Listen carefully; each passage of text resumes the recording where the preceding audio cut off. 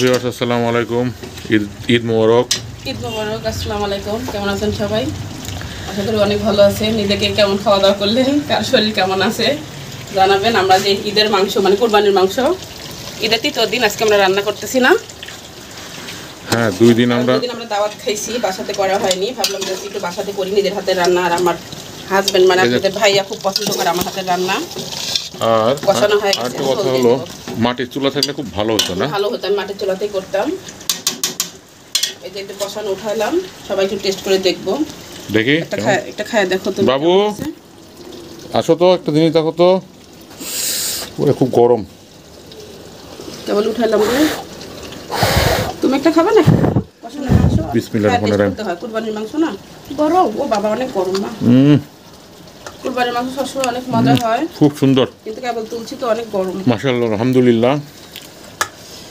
কোরবানি অন্য সময় গরুর গোশতের যে টেস্ট, কুরবানির মাংসের বেশি টেস্ট। কষানোর মাংস এভাবে কে কে পছন্দ করে, আমরা খুব একটা খাই না, তবে আজকে মনে হলো একটু কষানো উঠায় খাই না, ভালো লাগে। আমি রাত্রে রুটি দিয়ে খাবো, রুটি দিয়ে। হ্যাঁ, রুটি করে রাত্রে খাবো। দাও বাবুকে দাও, কেমন দেখো। মানে গরম পাপা, এভাবে আমি খাওয়া দিতে পারবো না। সুন্দর এমনি নরম হয়ে গেছে অনেক। খাওয়া একটু কামড় দিয়ে দেখো তো, একটু কোরবানি গোশত খাওয়া লাগে। সুন্দর, দেখো কষাতে নরম হয়ে গেছে। নাও। কেমন? মজা। বাবা গোসল করে আসছে, গেঞ্জি পরাইনি এখনো, গরম অনেক আজকে। ঠান্ডা গেঞ্জিটা পরাই দেবো, একদম ঘামে আমার চুল পড়ে। তুমি খাইছো? তুমি খাই দেখো না, খাইনি রে, বাবুকে দিই, বাবুটা ঠান্ডা করলাম।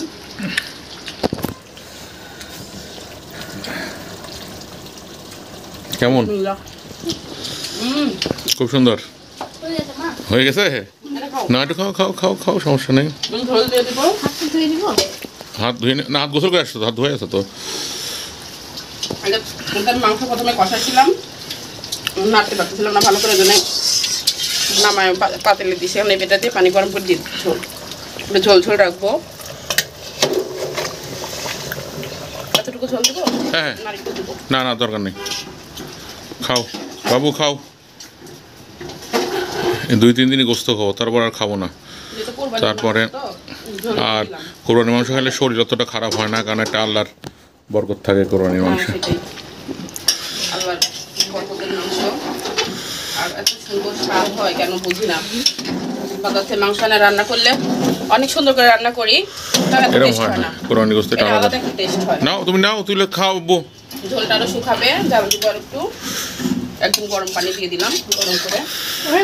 গরম না, আস্তে আস্তে খাও। আর স্বপ্নে ইয়া করে গোসল করে আসো, তাহলে খাইতে বসি। খাবো এখন, ভাত দিয়ে খাবো, আর রাত্রে রুটি খাবো মাংস দিয়ে।